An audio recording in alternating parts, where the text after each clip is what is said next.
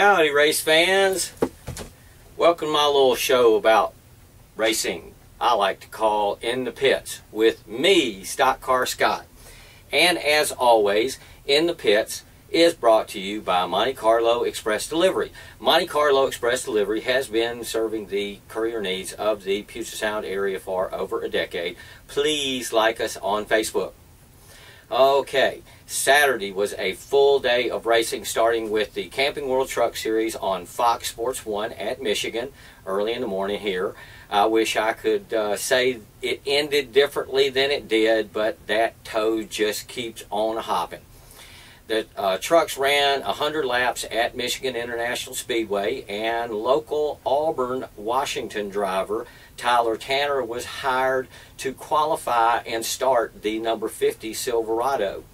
And he even advanced a few places from his last place starting position before the truck had clutch problems and he had to park it. Many other local racers would love to be in Tyler Tanner's driver's shoes these days. Hopefully he will continue to advance in his NASCAR career there. Like Elvis sang in one of those dumb movies of his, you gotta follow that dream wherever that dream may lead you. You gotta follow that dream wherever that dream may go. Oh yeah, thank you very much. Oh, okay. The truck race was a toad fest. He ran very well, ran away with it there in his KBM Dollar General truck, Tundra. So the truck regulars there finished second, third, fourth with Ryan Blaney in a number 29 BKR F-150, and Phenom Eric Jones in the other KBM number 4 Tundra, and Johnny Sauter in the number 98 Thor Sports Motorsports Tundra. So while they were 1, 2, or 2, 3, 4 Sprint Cup driver and former Camping World Truck Series champion there, Austin Dillon rounded out the top 5 in his number 33 Silverado. Truck driver points leader Tyler Reddick piloted his number 19 BKR F-150 to a 9th place finish, while second in points Matt Crafton finished ahead of Reddick in 6th.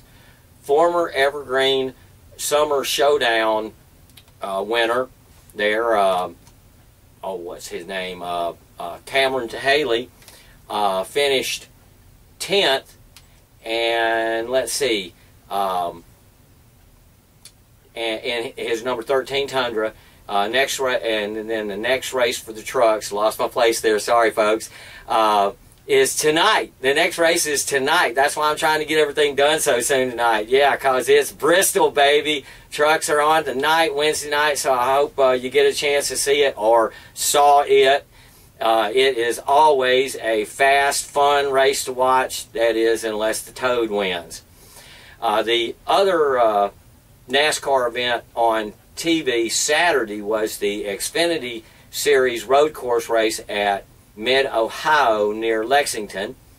Road race ringer Alex Tagliani put the number 22 Discount Tires Mustang on the pole for Team Penske, and it looked like he had the car to beat and was going to win until that guy that lost his mind last week, Regan Smith, in the special Nationwide Children's Hospital car with a special body wrap on it there.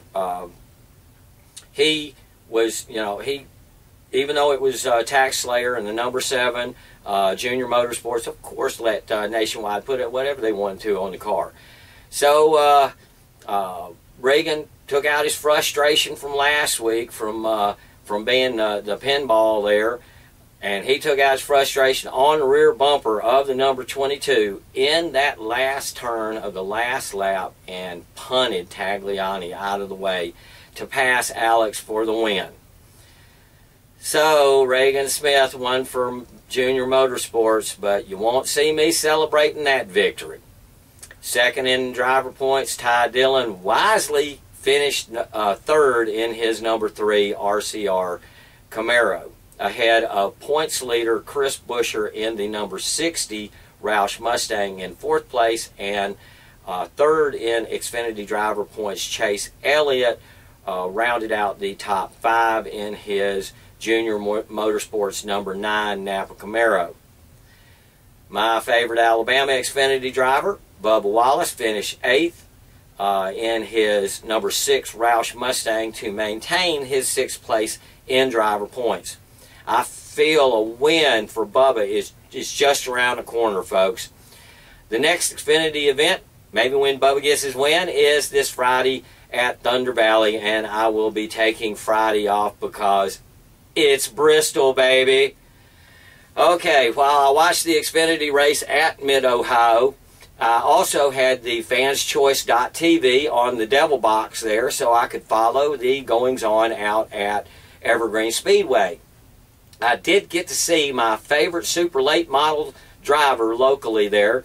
Gary Lewis set the fastest time in practice in his number 73 Chevy, and then qualified second best to the Summer Showdown Fall Classic Apple Cup winner Pete Harding in that familiar number 39 race car of his. Oh, let me get me a drink there.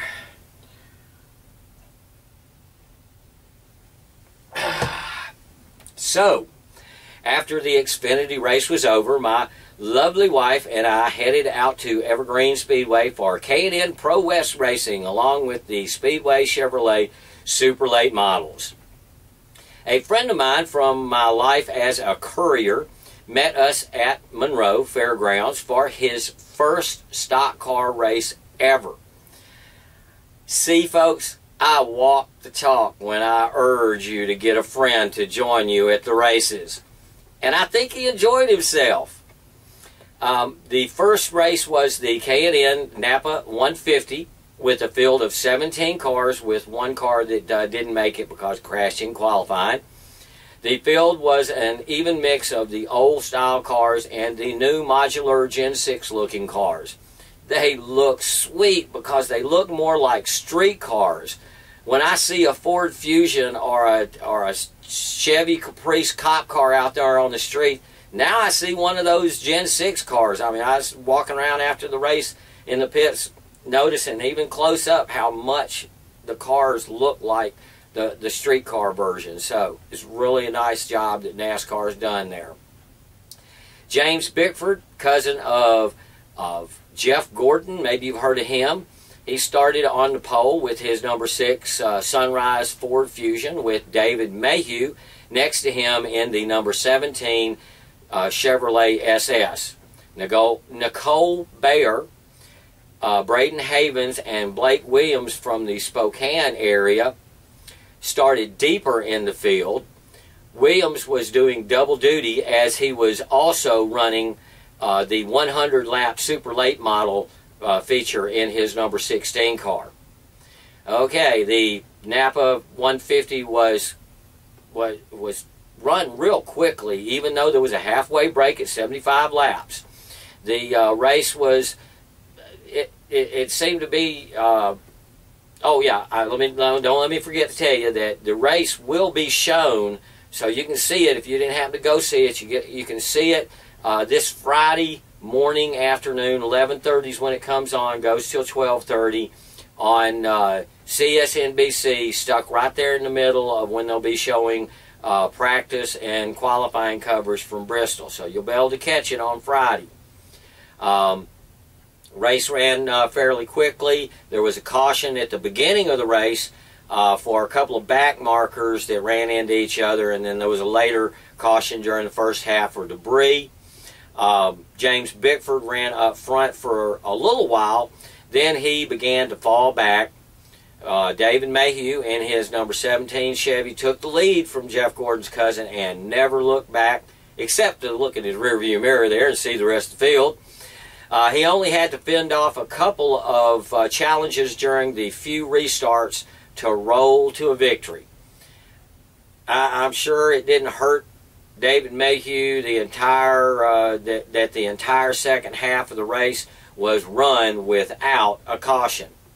Bickford's teammate in the number 9 Sunrise Ford Fusion, Ryan Partridge, come on, get happy, excuse me, was second, and Chris Eggleston in his number 99 NAPA Toyota was third. Spokane's local regulars, area racers never really challenged for the front. Braden Hayemans had a sway arm brake on him, so he didn't even finish the race. Nicole ran about mid-pack during most of the race, as did Blake. Another favorite of mine, Brandon McReynolds, the son of Fox TV race commentary Larry Mack, only had problems in his number 16 NAPA Toyota. But after the race, Brian was real nice and talked to me for a while. I guess because with his dad being from Alabama, he and I don't really need an interpreter. But before our visit in the pits, there was 100 laps of super late model racing to be run. Due to the invert, Gary Lewis and Pete Harding lined up on the 3rd row in 5th and 6th. There were a couple of youngsters lined up ahead of them, lined up ahead of the two Northwest Racing veterans, young drivers like Parker Stevens, who had already won at Evergreen this season in his number 4 Platinum Motorsports Chevy, and Blake Williams, fresh off the K&N race in his number 16, along with another Spokane area native, Shelby Thompson, in his number 20. Another driver in the mix was the number 26 of Jason Cooey, who is an Evergreen regular, but he was back for the first time after an extended absence from the track.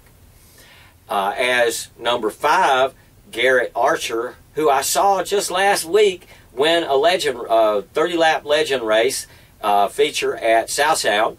As he began to fade from his starting place up front, Lewis, Holden, and Harding moved up. So by halftime, halfway, because there wasn't a halftime break, they ran with the 16 car of Williams leading. Number 4 of Stevens was chasing him. The number 39 of Pete Harding was catching the youngsters in 3rd. Number 73, Gary Lewis, was maintaining in 4th, and the surging number 26, Jason Cooey, in 5th, was doing really well in his Evergreen return. And as you can see on the video of the race on my YouTube channel, Cooey brought his on, not as you can see, but as you can hear on the video there on my YouTube channel.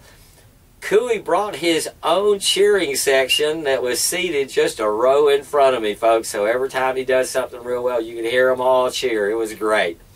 A few laps later, from that first caution at lap 59, Cooey was around Lewis and challenging the wily old Canadian veteran racer. The second caution came out when Archer got his number 5 into the number 30 of Tyler Baker in turn 3. Tyler didn't come out so good with that one.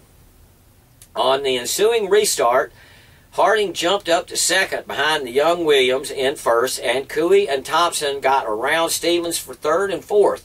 Then Harding tried so hard to get past Blake Williams that Jason Cooey got around Harding and then set his sights on the number 16 of Williams, who Cooey passed in short order.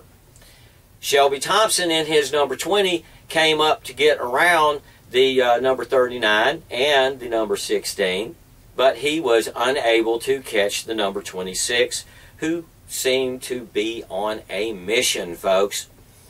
Late in the Toyota of Bellevue 100, Parker Stevens was able to get his number 4 Platinum Motorsports Chevy around Williams and Harding for 3rd, and that, race fans, is the way that racing ended for the evening, with number 26 Jason Cooey winning on his return to racing at Evergreen. And I'm reading now that his winning car is for sale there, so we shall see. Shelby Thompson of Spokane was second, and a new favorite of mine, Parker Stevens, was third. The other Spokane area hot shoe, Blake Williams, brought his number 16 home fourth, and Northwest Racing veteran Pete Harding rounded out the top five. It was really a fun night of racing to watch because Cooey seemed to just come out of nowhere and pick off some of the area's strongest cars and talented drivers to win on the big 5/8 mile track. And while I'm at it, today's Jason's birthday, so happy birthday, Jason Cooey. And also birthday shout outs, we'll go ahead and give one out to Gary Lewis. He had his birthday yesterday, and so did my oldest brother in Alabama. Happy birthday, Richard. So, after all of the celebrations were over, all of us race fans poured into the pits along with the family members of drivers and crews. Like I said, I was able to spend a few minutes talking to Brandon McReynolds, and it was kind of like old home week, just getting to talk to somebody that sounded kind of like me. His crew guys were real friendly too. I like it when the pits are in the center of the big track there at Evergreen because I don't have to walk as far for the visit to visit everybody. And I saw a lot of race folks, so shout outs go out to Brandon McReynolds, Ty, Leslie, Ralph, Zach, Gary, Jesse, Jana, Molly, Rod, Mike, Tristan, Andy, and Ron. Yeah, saw the legend Ron Bennett back there in the pits. It was a fun but busy night of racing, so I missed seeing quite a few people that I really wished I had been able to see, like Braden, Nicole, Parker, Jason, Kelly, Shelby, and so many others. But got to go home sometime. And a big shout out goes to my friend from my courier delivery world. Yes, JJ, who came out after my incessant urging to his very first stock car race ever. And he's only about a decade or so maybe younger than me, so this is something being his first one at that age. But he went, with me, StockCar Scott. So, but JJ, I guess things are a little bit even now because he got me to go to my first Gore concert 2 years ago. So yeah, I guess that does make it even. So, sick of you. I'm so sick of you. Thanks, JJ. Oh, let me get a drink after that one.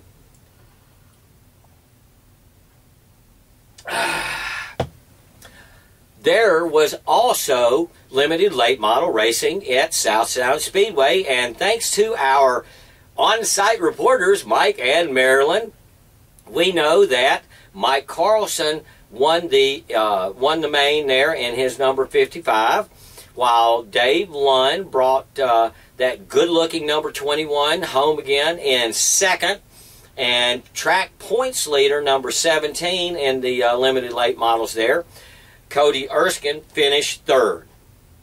While in the mini stocks, number 27 Josh Johnson has won again with the Matthews Hoosen team of in second place in their number 7, and Randy Butler was third in his number 14. In Super 4s, Rusty Sage won in the number 15. Max Schroeder ran second in his number 29. And Jody Caracas, I'm not familiar with that name yet, was third in John Grosvenor's number 10 Impala. And he put a really nice thank you shout out to John on Facebook there. So sounded like he had a lot of fun. Big thank you goes out to the South Sound Speedway folks who have updated their software on their website page there to have next day race results. That is just so sweet. All right, so I'll be able to tell you stuff from South Sound when I don't go there, even quicker. I won't have to leave them out when I don't go. Okay, let's see. What have I got myself into? My next one is Sunday. Sunday was just Sprint Cup racing there at Michigan, and some race fans were complaining. Well, you know, some shows can get stunk up there at Michigan if somebody has a dominant car, and Matt Kenseth had a very dominant car. It harkened back to the day when I saw Dale Jarrett pull a stinker there at Michigan in the old number 88 Quality Care Ford Taurus in 1999. He led almost 3/4 of the laps that day and was on his way to a 4-win championship season there. Matt only missed that degree of stinkage by 3 laps, having led only 146 to Jarrett's 149. So Matt has a 3rd win heading into the chase there. So no one was added or subtracted from the chase this week because Matt won. The Toad was 11th, so he is still in the chase for now. Okay, let's see. Clint Boyer wrecked early, and he is just hovering there inside the top 16 and chase eligibility. But Michael Waltrip Racing announced today a severe reduction in their racing effort for next year, with the loss of their business partner Rob Kaufman to Chip Ganassi Racing. Yep, he's taking his money over there. Boyer has been given permission to look for a full-time ride for next year already, because MWR says that they won't be running a full schedule in 2016. Oh, that goes back to the cheating scandal a couple of years ago during the Richmond race, so just remember, folks. Anyway, final notes on Michigan. Harvick was 2nd despite running out of gas late in the race. Dale Jr. was 10th, ahead of the Toad. My wife's favorite did not fare as well as my drivers there, with Enum Claw's Casey Kane finishing 15th in his number 5 Hendricks car there, and Vancouver's Greg Biffle finishing 23rd in the number 16 Roush Ford. The problems seem to continue for him at Roush Racing. Next up for Sprint Cup is Bristol. It's Bristol, baby! Yeah, one of my favorite races of the season. The night race at Bristol. But I am torn because there is also a big street stock racing event there at Evergreen this weekend. So, as the Clash queried back in the 1980s, come on and let me know, should I stay or should I go? Yeah, the Evergreen State Fair, that's also, their crowd is there, so I probably will give it a miss. But if I do go, it will be cheap because it's Frontier Family Night. I think tickets are only like $10 or something like that. So, you know, they're also having a mini stocks. I'd get to see Scott Burby and Trent Moriarty. That'd be good. Their Hornets, the vintage modifieds are always good, and their outlaw figure 8s. Should I stay or should I go? Okay, but if you want to see, if it's not what you want to see, excuse me, if that's not what you want to see, South Speedway is having wing sprint cars, midgets, their hobby stocks, baby grands, and bumblebees. Also, F1 returns this week with the Grand Prix of Belgium. And the IRL guys are at Pocono for 500 miles, both on NBCSN on Sunday. Xfinity and Cup are also on NBCSN this weekend. But the Sunday stock car race is on CBS Sportsnet with the ARCA Series in Illinois. And that should be a good one, folks.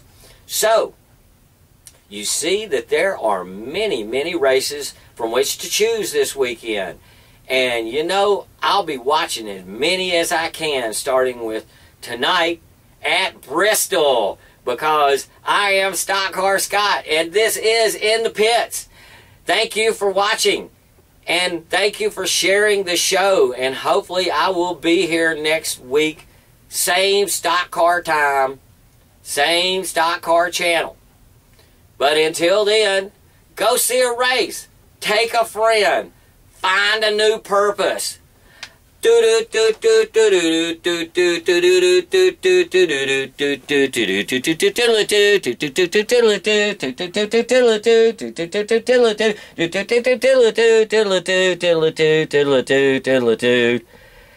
Again, folks, thanks for watching.